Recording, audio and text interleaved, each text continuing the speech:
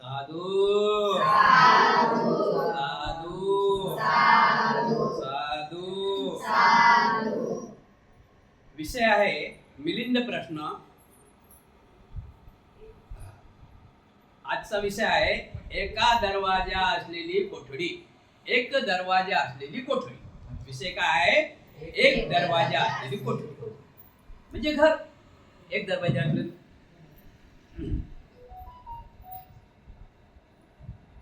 म्हणते महाराज एकच दरवाजा असलेल्या कोठडीत कोणी एक माणूस गेला असता बाहेर येताना तो कोणत्या वाटेने येईल? कालचा विषय काय होता माहिती आहे का? कालचा विषय आपण धरून चालला पाहिजे। कालचा विषय आहे वापस केलेलं दान। कालचा विषय आपल्याला माहित पडला तरी आजचा विषय माहित पडेल। कालचा विषय धरून असताना विषय बघा। पहिला काय आहे कालचा विषय? मृतकाच्या नावाने केलेले दान। म्हणजे आपल्या मृतक व्यक्ती, आपल्याला सोडून गेलेली व्यक्ती पुण्यानुमोदन स्मृतिदिन करतो ना, त्यांना केलेल्या दानाचं फळ त्यांना लागते किंवा नाही लागत, किंवा करणाऱ्याला लागते किंवा त्यांना त्याचा लाभ होते। बरोबर आहे ना? तर कालचा विषय काय झाला? काही दान आपण जे अस्तित्वात आहोत, आपण काही दान केलं आपल्या पूर्वजांना, काही लोकांना लागते, काही लोकांना लागत नाही। काही लोकांना लागत नाही। आता कसं लागत नाही? आता आपला माणूस आजारी आहे तर आपण सिव्हिल मध्ये नेतो, दवाखाना शिवाजी, तिथं काही जमलं नाही तर आपण त्याच्याही पुढे नेतो, त्याच्या पुढे काही जन्म नाही अजून म्हणजे लांब नेतो। पैशाची पर्वा करत नाही, घरदार विकतो तरी आपल्या माणसाला वाचवण्याचा प्रयत्न करतो। पण सर्व ठिकाणी पैसा काम येते काय? एवढा पैसाही लावला तरी आपला माणूस कधी वापस येते काय? कधी एम्बुलन्स जाणं लागते की नाही? पैसा आपल्याजवळ थैली भर असते, बॅग भर, पण नाही इलाज आहे, पैसा काम येते का? मग असंच आहे की आपण जे मृत्यू व्यक्तींना दान करतो म्हणजे त्याला पुण्यानं मोदन म्हणतात। त्यांनी केलेल्या कामाचं मोदन, खूप चांगलं काम केलं पुण्यानं मोदन, धन्यवाद, तर ते कोणाला लागते आणि कोणाला नाही लागत। कसं लागेल? दुनियाभराचं त्याने अमुक डबूक केलं असेल तर त्याला किती तुम्ही आता पाणी सोडलं गेल्यावर, तर फायदा आहे का? फायदा आहे का सांगा? आणि गेल्यावर माणसाची किंमत जास्तच वाढते। जो नाही तो जिवंतपणी माणसाची किंमत कमी असते, पण गेल्यावर माणसाची किंमत जास्त असते। त्यानं काही नाही केलं तरी त्याला तेल मीठ लावून म्हणतात लय चांगलं होतं, असं होतं आणि ते तसं होतं, घर काहीच नसतं, पण बोलावं लागते। समजलं की नाही? म्हणून समजलं ना? म्हणजे कधी दान लागते त्या लोकांना आणि कधी लागत नाही। आता दान लागते त्यांना, जे चांगले कर्म केले त्याला दान लागेल, ज्यांनी वाईटच कर्म करत बसले त्याला कसं दान लागेल? बेटा जाऊ नको रे, संडे आहे बेटा जाऊ नको रे, मंडे आहे बेटा जाऊ नको रे, अमुक ढमुक टमुक टमुक टमुक, हाच कामावर सुटला की डायरेक्ट तिथंच 45 वर्षात गुण। त्याला कोण काय करी? मग किती आता पाणी सांडलं, घागरभर काय तांब्याभरच पाणी घेतो आम्ही पुण्यामध्ये मध्ये, तुम्ही घागरभरही पाणी घेतलं तर पोचिन काय तिकडे? डॉक्टर नाही सांगत तू घेऊ नको रे जाशील, घेऊ नको रे जाशील, 45 वर्षात गेला, त्याला कसं लागेल ते पाणी? लागेल का? पुण्यामध्ये ज्यांना चांगलं काम केलं त्याला लागेलच, बरोबर आहे की नाही? म्हणजे कुशल कर्माचं फळ आहे। जसं आपण पैसा काम येत नाही दवाखान्यात, कुशल कर्म करताना ते काम येते। तर अशा प्रकारे कुशल कर्म आहे त्याला फळ लागेल, जेव्हा कुशल आहे त्याला कसं फळ लागेल? आपण जर चांगल्या शेतीमध्ये धान्य टाकलं तर चांगलं पीक येईल, खडकावर धान्य टाकलं तर भडकीन का पोते आपले, असं जाईल ना? समजलं की नाही? तर अशा प्रकारे कालचा विषय झालेला आहे। आता दुसरा विषय आहे कालचा विषय, वापस केलेलं दान। वापस केलेलं, आता आपण तर दान करतोच, कोणी असो, यात जाऊ की त्यात जाऊ, समजलं ना? आपले फोटो इथे येतात त्यांच्यासाठी करतात ते लोक, आपला माणूस आहे ना तो कशाने जाऊ, पण ते करतातच, पुण्यानुमोदन जनधन विधी, बरोबर आहे की नाही? करतात आणि त्यांना जे ठेवतात, जे काय दान अमुक डमुक जे काय ना दान करतातच। पण काही दान त्यांना काही लोकांना लागते आणि काही लोकांना वापस कसं येते बघा। जसं आता आपण एक पाकिट तयार केलं, आपण एका लग्नाला चाललो आणि पाकिट तयार केलं, पाकिट द्यावं लागतं ना, आणि ते पाकिट त्या वधूवराने स्वीकारलं ते तुमचं, तर ते दान कोणाला वापस येईल? समजलं ना भाषा? आता म्हणजे त्याचा भलेही त्याला त्या मृत्यू व्यक्तीला त्याला लाभ हो या ना हो, तो भागलच आहे, पण तुम्हाला त्याचा लाभ होते, कारण तुम्ही जे दान केलेलं आहे, तुम्ही तुमच्या कष्टाने दान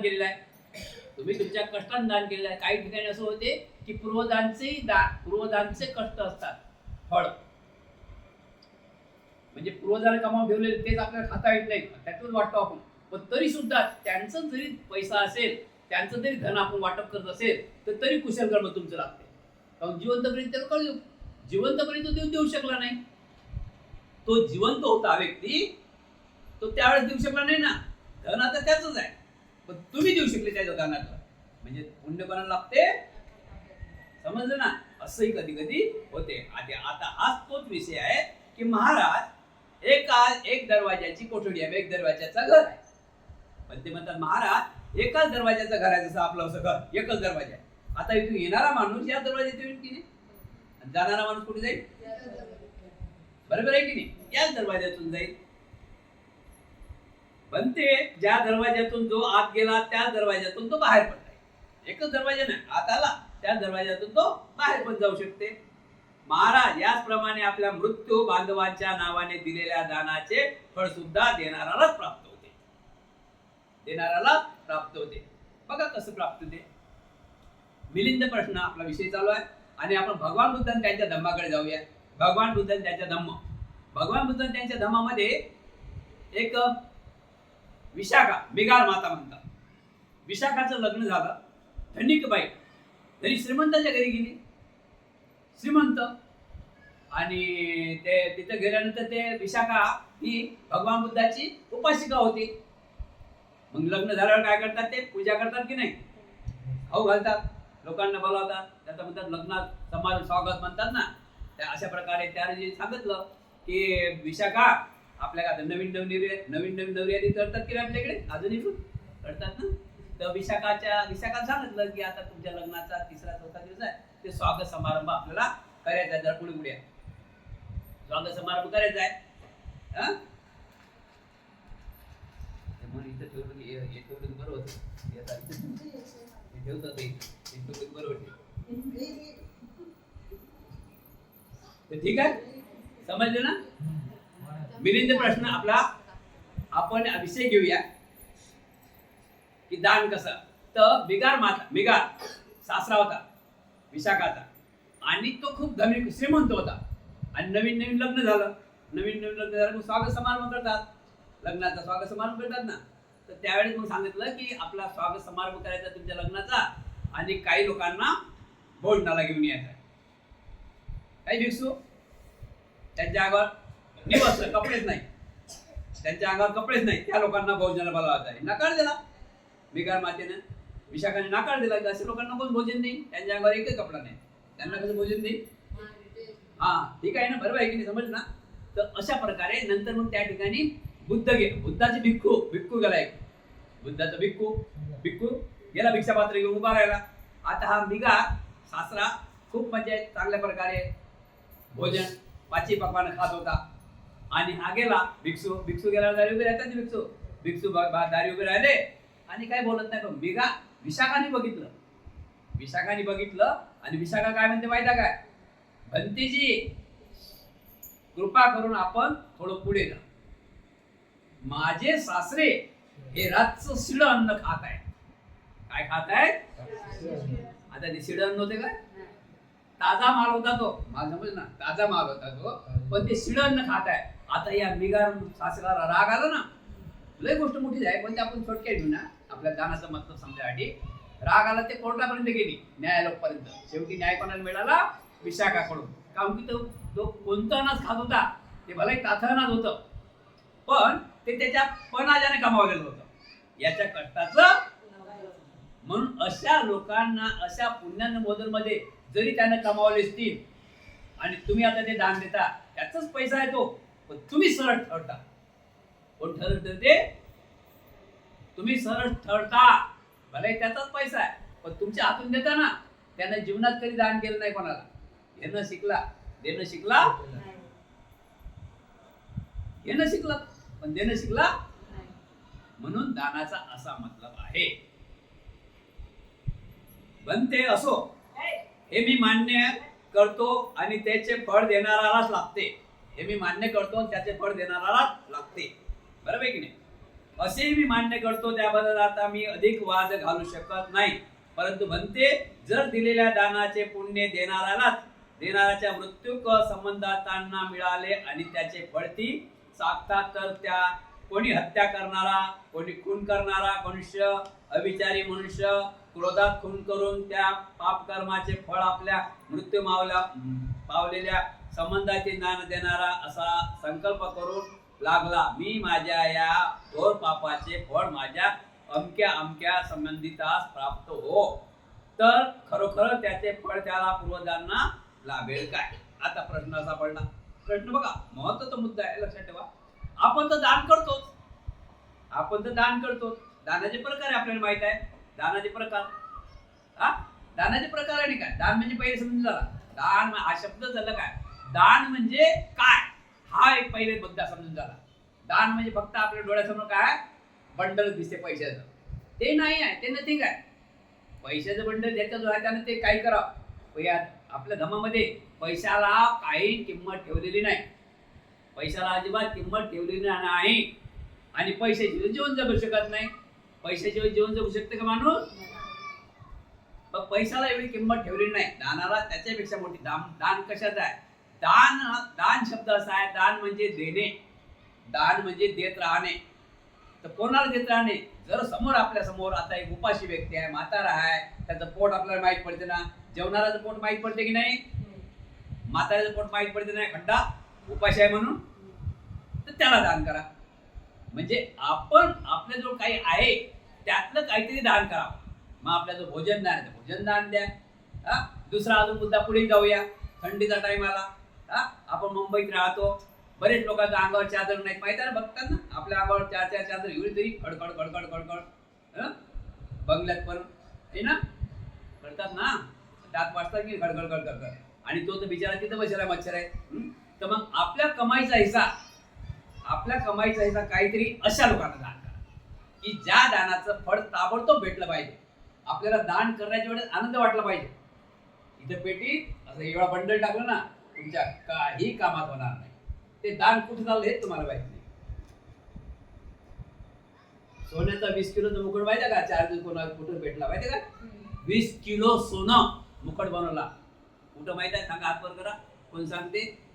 8 दिवस झाले, ते नाही माहित. ते नाही का माहित? किती माहित नाही ना, माहित का? किती? 20 किलोचा. बरोबर आहे की नाही? तर कुठं? गणपतीला. बरोबर आहे की नाही? तर अशा प्रकारे की आपण जे बघा, खुशी कशी असली पाहिजे, खुशी कशी वाटली पाहिजे, खुशी आपल्या समोर त्या दानाचा मतलब माहीत पडला पाहिजे. आता आपण उपाशी माणसाला दान दिलं, भोजन दान दिलं की काही जे काय खायला, जे काय खायला, आता आपण काही बाहेरचे आणून देतो. तर यातले एक मुठभर दाणे खाल्ले, शेंगदाणे खाल्ले तरी माणूस दिवसभर टकाटक राहते. तर असं दान द्या की त्या दानाचं ताबडतोबच आपल्याला फळ भेटलं पाहिजे, आपला चेहरा फुलला पाहिजे. आता इथं किती तुम्ही 1000 लाख रुपये टाकले, खरं सांगा तुम्ही कोणी पेटीत टाका, तुम्ही फक्त ते पैसे घेऊन त्यालाच निघता, पैसे कुठे पेट्यात पाहायला, कारण की तुम्हाला ते दानाचं माहित नाही ना, दानाचं समजलेच नाही. फक्त एवढं सांगितलेलं आहे की दान करा. काही काही लोक पाण्यातही पैसे टाकतात ना, अजूनही पाण्यात पैसे टाकतात. लक्षात ठेवा, नदीघाट जाऊन बघा, पाण्यात पैसे टाकतात. मला असं वाटतं त्या मच्छा पाण्यातून मार्केटमध्ये जात असतील काय आणायला, जातात ना, पाण्यात पैसे टाकतात ना. काही लोक पाण्यात पैसे टाकतात. अजून काही लोक बघा काय करतात, काही लोक काय करतात, हे बांधतात बुंधतात, समजलं ना. उचल्याच्या वेळे ते मुरमुरे त्यात पैसे घेतात आणि फेकतात त्या अंगावर. कोणाच्या अंगावर फेकतात? त्या मृत्यू व्यक्तीच्या. आता तुम्ही सांगा, तो पैसा कोणाच्या काम येते की नाहीये? आता आपल्या मुंबईमध्ये आहे, काही लोक आमच्या खेड्यापाड्यात असा एक हितभर ढुळला असते, एक पैसा फेकला तर कधी दिसणारच नाही. तो धूळ असते, धूळ बड्डी गाडीचा. आपल्या मुंबईमध्ये रस्ता आहे, आपल्या गावाला धूळ असते, धूळ. आपल्या गावाला मेकअप करायचं काम नाही, म्हणजे बड्डी पुढे गेली ना तर आपलं कामच निघालं, काम समजलं ना, असं निघालं. फक्त भेंडी जरा जोरात आलं द्या सर, बराबर आपलं काम होते. तर अशा ठिकाणी पैसा टाकून फायदा काय? सांगितलं दानाचा अर्थ समजलं ना काय? दान कसं करावं? दान असं करावं की ताबडतोब त्याचं मला फळ भेटलं पाहिजे. ताबडतोब फळाकडे वळा ना. हे दान आहे, ताबडतोब फळ. हे दान आहे, ताबडतोब फळ. झालं, खतम. अजून भरून टाका. बरोबर आहे की नाही? हे दान एवढं काय कामाचं? कुठे चाललं, काय चाललं, कुठे चाललं, काय चाललं, माहित नाही बघा. आहे की नाही? सत्य आहे की नाही? आज माहिती आहे का तुम्हाला जगात काय कोण श्रीमंत आहे? जगात हातवर करा बरं. त्यांच्यावर श्रीमंत, त्यांचं पण प्रवचन आहे आपलं श्रीमंत ना.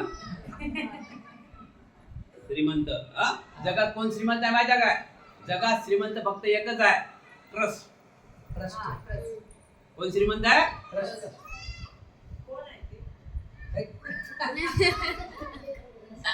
एवढे विचारत नाही. ट्रस्ट, अध्यक्ष, सचिव, कोषाध्यक्ष, हेच फक्त पैसा आहे, बाकी कोणाचंच नाही. समजलं ना? आज फावड्याने जमा करतात पैसे. फावड माहित आहे? फावड कोणाजोड नाही, ते घेऊन जा. कोणाजोड नाही आहे काय? नाही ते घेऊन जा. यातलं सिम काढा, मला द्यावा, मी दुसरा आहे डबा घेतो तुला, मी सरळ. समजलं आहे ना? मग ठीक आहे, समजलं ना? समजलं का काय? तर जगात श्रीमंत कोण आहे? आज बालाजी सारखे हे आहे भारतात नाही, जगात नाव आहे द्यायचं. एवढे ट्रस्ट मध्ये पैसे आहेत. फक्त असे मजूर फक्त मापेला आहेत तिथं. मजूर समजलं ना? समजलं काय? तर अशा प्रकारे तर आपण जे भारतीय, आपला भारत देश तर तसाच आहे. भारत देशाची गोष्ट अलगच आहे. इथं फक्त मला कुठं काय, माझं कुठं काहीतरी दिसेल, मला कुठं तरी नाव होईल, मला कुठची भेटेल, मला कुठं गुलाबाचं फुल भेटेल, मला कुठं गुलाबाचं फुल भेटेल. माझ्या बाजूने कोण नाही पाहिजे, ते तिकडे बसा, हे इकडे पाहिजे आणि तुम्ही तिकडे खायला पाहिजे. हा तुझा भाव. पण काही ठिकाणी आहे बरं, बाकी काही ठिकाणी नाही, समाजामध्ये नाही. काही समाजामध्ये असं आहे, राजा असला तरी इथंच बसा लागेल, प्रजा असला तरी तिथंच बसा. शुक्रवार बघा ना जाऊन जरा. शुक्रवार माहित आहे का? मराठी समजून ना. शुक्रवार तिथं राजा असला तरी तिथं, प्रजा असला तरी तिथं. इथं तर तिकडे म्हटलं तरी इथली एवढं होते. म्हणजे समजलं? त्याच्यापेक्षा नको ना, बस कुकडी वाढलं, बस बाबा बस. आहे की नाही? समजते की नाही? समजते ना? तर मग काय त्यामुळे काय होते? त्यामुळे आपली गती थांबेल आहे. त्यामुळे आपली गती थांबेल आहे. गती आपली कशी थांबेल आहे? मीपणामुळे आपली गती थांबेल. मीपणामुळे आपली गती थांबेल. म्हणून आपली गती थांबलेली पाहिजे. मग दान कसं केलं पाहिजे समजलं ना? बघा ना तुम्ही, भंती सांगतात, भंती म्हणतात का आम्हाला दान द्या, फक्त दुसऱ्यांना द्या. दुसऱ्यांना कोणाला द्या की खरोखर त्याला गरज आहे, खरोखर त्याला गरज आहे त्याला द्या. आता इथं गरज नाही, चला आमच्या घरी जेवण करायला, चला आमच्या घरी जेवण करायला. त्यांची इथं तर पहिलेच होते, म्हणजे एक टेबल समोर, टेबल फुल भरेल, टेबल नाही समोर बसता येतं पहिले. बस चला ना आमच्या घरी जेवण करा, चला ना. ते अर्ध घेता, अर्ध हात धुता टाकून देता. शंका आहे काही नाही? विचारून बरं, चला ना म्हणा ना, चला आमच्या घरी. येतात तर खरं, अर्ध्याने अर्धच करतात, अर्ध इकडे अर्ध तिकडे. ज्याला खरं गरज आहे त्याला. आज तुमच्या माहितीसाठी आज भिवंडी साईडला बघा, भिवंडी साईडला, वाडा साईडला आमच्या तरुण बेटीच्या अंगावर कपडे नाहीत. लक्षात ठेवा, लक्षात ठेवा. आम्ही फिरतो, कपडे नाहीत आमच्या आईच्या अंगावर अजूनही बी. तसे मी दान करा, तिथं जा ना. नाही, आमच्या नात्याचा बर्थडे आहे, आमच्या नेत्याचा बर्थडे आहे, 2 केळं 1 सफरचंद, 2 केळं 1 सफरचंद. उठवडा बाबा, दान द्यायचं तुम्हाला दवाखान्याचं. उठवडा बाबा, हे घ्या बाहेर फोटो काढ. फोटो काढला काय? घ्या बाबा. आता तो बिचारा खातही नाही, त्याला डबल घेऊन जा. बरोबर आहे की नाही? तर हे दान योग्य नाही. दान हे काय मतलबात द्यायला नाही पाहिजे. दान हे मोठेपणात द्यायला नाही पाहिजे. दान हे मोठेपणात द्यायला नाही पाहिजे. दान हे मतलबात द्यायला नाही पाहिजे. दान हे श्रद्धेने द्यायला पाहिजे. दान मध्ये करुणा निर्माण झाली पाहिजे. दान देण्यासाठी जसं हत्या करतो की नाही आपण, हत्या बघितलं ना आपण, रस्त्याने एखाद्या माणसाला असं देते, चाकू आणते की नाही, म्हणतात हत्या करते, किती ताकद लागते हत्या करायला. तसं दान द्यायला ताकद लागते. समजलं काय द्यायला ताकद लागते? जसं हत्या करते ना, हत्यारी त्याला किती ताकद लागते त्याला माहित आहे की 302 मला सोडणार नाही, गव्हर्नमेंट सोडणार त्याला माहित आहे. कानून मध्ये मी बसतो, कुठेही लपो, आज न उद्या त्याला पकडण्यात जाईल हे त्याला माहित आहे. पण तो ते काम करतेच करते. तसं दान करावं लागते. नाही तर मग थांबा भंती दान द्यायचं असं असं असं असं हा चकत्या बट खाली आणि बाजूने 10-20 अशा वरती आले की झालं या मंगळसूत्र संपत्ती वजन सब्बर वगैरे तुम्हाला ते भवंत राहायचं किती काय खबर आणि 30 रुपये एवढं कुठे होते का मग लोकांनी आम्हाला 30 रुपये दिले दवाखान्यात नसते गेले ना सांगा ना 30 रुपयात तुमचा दवाखाना जाईल काय सांगा मला हात वर करा 30 रुपयात दवाखाना बसेल तुमचा आम्हाला 10-20-30 रुपये दिले तुम्हाला तुमचं दवाखाना बसलं ना बसेल का अशा प्रकारे कसं दान करा समजलं की नाही आता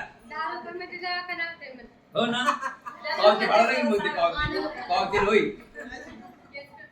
पावती होईल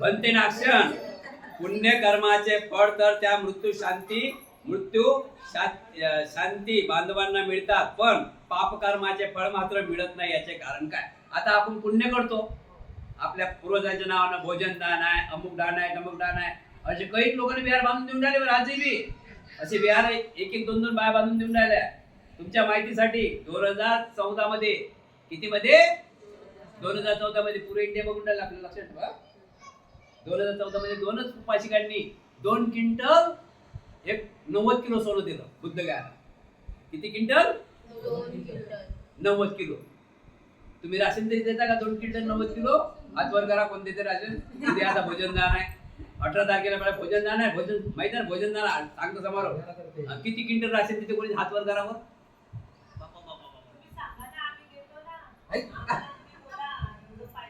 पण ते दान म्हटलं की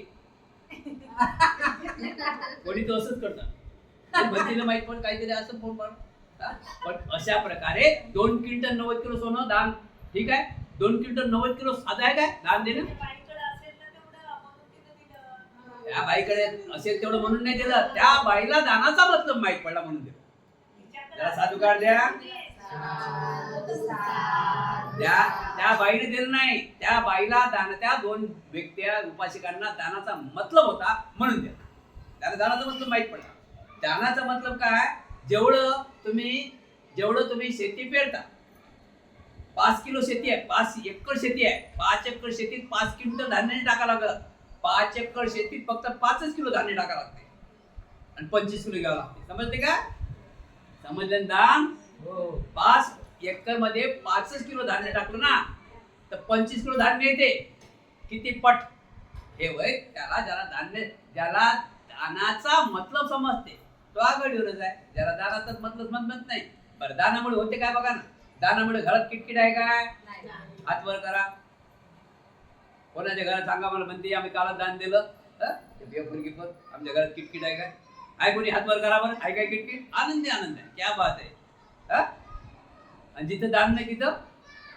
किटकिट कटकट कुटकुट कुटकुट किटकिट काय एकदम कापका तिथे बसाय वाटत म्हणून दानात एवढा पॉवर आहे मग आता काय म्हणतात नागसेन बनतेजीला म्हणतात की महाराज म्हणतात की बनते हे लोक गृहस्थी लोक त्यांच्या मृत्यूच्या नावानं दान तर देतातच चिवड दान करतात बिक्कुला दान देतात विहार दान करतात किंवा गोरगरिबाला दान करतात 6 डिसेंबरला आपण पण दान देतो डबे बांधून देतो की नाही लोकांना वाटतो काही मंडळ पण दान करतात ते काय देतात ना 6 डिसेंबरला देतो काय 6 डिसेंबरला 14 एप्रिलला मुगडमू तर हे दान तर आपण देतो पण एक लक्षात ठेवा अजून की एखाद्या मुलाचा बाप मरण पावला एखाद्या मुलाचा बाप मरण पावला आता बाप मरण पावला हा मुलगा आहे चोर माहिती आहे ना मुलगा चोर आहे बेबिचारी आहे खोटं बोलणार आहे खुनी मर्डर आहे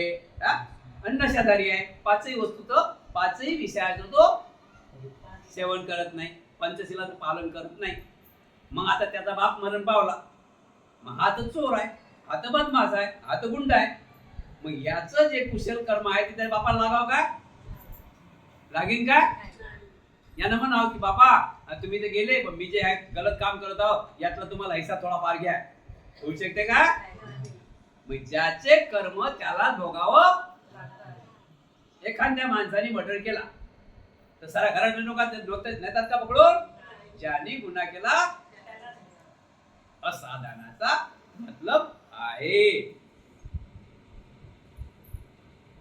महाराज हा प्रश्न विचारण्यासारखा नव्हता. महाराज कोणताही प्रश्न विचारायचा असला आपणास त्याची काही ना काही माहिती उत्तर मिळलेच अशा विचाराने आपण ज्याला बुळ ज्याला शेंडा बुळ असे प्रश्न विचारू नये, ज्याला शेंडाही नाही बुळही नाही असे प्रश्न विचारू नये. कदाचित यानंतर आपण असेही विचाराल की आकाशात आकाश आधाराशिवाय कसे वरच्यावर लटकून आहे.